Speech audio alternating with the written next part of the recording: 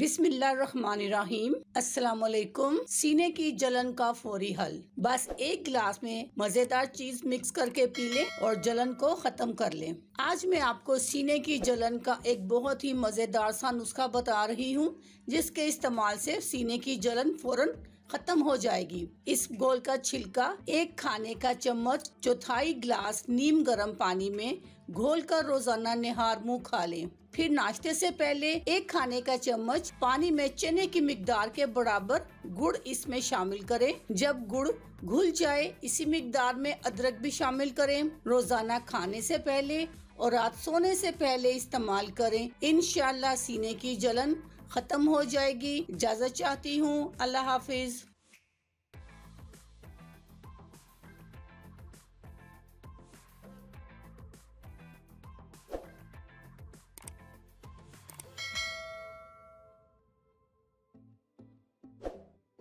अगर आपको हमारी वीडियो अच्छी लग रही है तो हमारे वीडियोस को लाइक करें और अपने सब दोस्तों से शेयर करें और साथ हमारे चैनल ऑनलाइन रेमेडीज को सब्सक्राइब करना ना भूलिएगा।